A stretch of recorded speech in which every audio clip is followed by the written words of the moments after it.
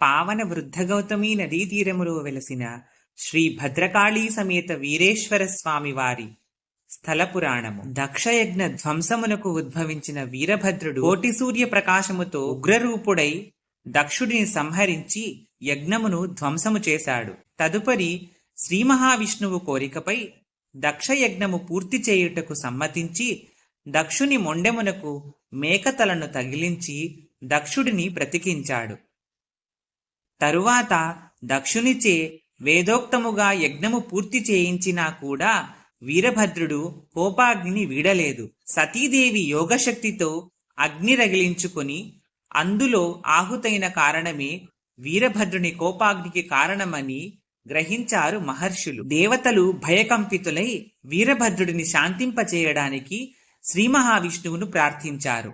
శ్రీ మహావిష్ణువు నరసింహావతారం దాల్చి వీరభద్రుని శాంతింపజేయడానికి ప్రయత్నించాడు. నరసింహావతారములో ఉన్న శ్రీ మహావిష్ణువు ఎంత ప్రయత్నించినా వీరభద్రుడు శాంతించకపోవడంతో శ్రీ మహావిష్ణువు నరసింహావతారంలో ఉన్న తన లీలను అక్కడే వదిలి వీరభద్రుని శాంతింపజేయడానికి ఆదిపరాశక్తిని ధ్యానించాడు. ఆదిపరాశక్తి ప్రత్యక్షమై కారణమేమిటని అడిగింది. కోటి సూర్యుల కాంతితో ఉగ్రరూపుడైన వీరభద్రుడు చూడడానికి భయంకరముగా ఉన్నందున లోకమునకు శాంతి కలగదని వీరభద్రుడిని శాంతింపజేయమని ఆదిశక్తిని దేవతలందరూ వేడుకున్నారు. ఆదిపరాశక్తి తన షోడశ కళలలో ఒక కళను భద్రకాళీ నామముతో వీరభద్రుడిని శాంతింపజేయడానికి భూలోకానికి పంపింది. భద్రకాళీ అమ్మవారు తన శక్తి కొలది ఎంత ప్రయత్నించినను వీరభద్రుడు శాంతించకపోవడంతో అశ్శరభశరభ అనుచు భద్రకాళీ అమ్మవారు కన్యారూపము దాల్చి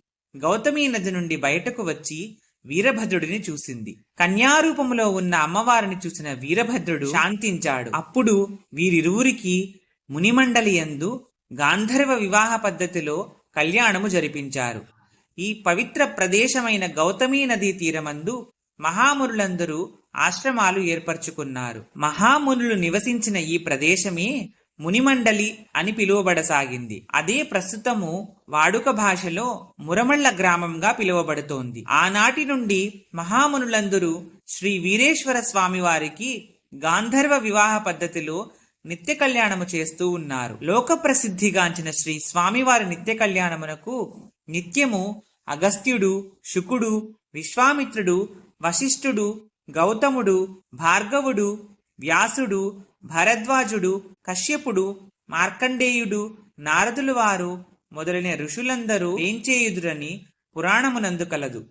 ఈ పద్ధతి ప్రకారమే నేటికి శ్రీ స్వామివారికి నిత్య కళ్యాణము చేయుట ఆనవాయితీగా జరుగుతోంది. భక్తులు తమ జన్మ నక్షత్రమును అనుసరించి శ్రీ స్వామివారి కళ్యాణమును జరిపించుకున్నచో వారి మనస్సులో ఉన్న సంకల్పము త్వరగా నెరవేరుతుందని, వివాహము జరగవలసిన వారికి వివాహము, ఉద్యోగము కావలసిన వారికి ఉద్యోగము, విద్యార్థులకు విద్య, వ్యాపారస్తులకు వ్యాపార లాభము కలుగుతుందని భక్తులు విశ్వసిస్తారు. ఈ ఆలయంలో వీరభద్రుడు లింగ రూపములో దర్శనమిస్తాడు. వీరేశ్వర స్వామివారు, భద్రకాళి అమ్మవారు ఒకే పీఠంపై కొలువుండి భక్తులకు దర్శనమిస్తారు. ఇది చాలా అరుదుగా కనిపించే విషయం. పూజ్యాయ వీరభద్రాయ దక్షయజ్ఞ భగ్నకాయ దుష్టకర్మ ఛేదితాయ శిష్టరక్షణ దీక్షితాయ ఆర్తత్రాణపరాయ అభయహస్తాయ నిత్య కళ్యాణ రూపాయ నిగమార్థ ప్రకాశాయ ముక్తిముక్తి ప్రదాతాయ మురమళ్ళ నివాసాయ శరభశరభాయ వీరేశ్వరాయ మహం భజే అంటూ భక్తులు శ్రీ వీరేశ్వర స్వామిని కొలుచుకుంటారు. ఈ ఆలయం ఆంధ్రప్రదేశ్లోని డాక్టర్ బిఆర్ అంబేద్కర్ కోనసీమ జిల్లాలోని ఐపోలవరం మండలం మురమళ్ళ గ్రామంలో ఉంది. www.sriveereshwaraswamitemple.com అనే ఆలయ అధికారిక వెబ్సైట్ని ఉపయోగించి భక్తులు వీరభద్రుని యొక్క నిత్య కళ్యాణం టికెట్లను బుక్ చేసుకోగలరు. శ్రీ వీరేశ్వర స్వామి దేవస్థానం యొక్క కాంటాక్ట్ వివరాలను స్క్రీన్ మీద ఇస్తున్నాను, గమనించగలరు. ఈ వీడియో మీకు నచ్చితే లైక్ చేసి షేర్ చేయండి.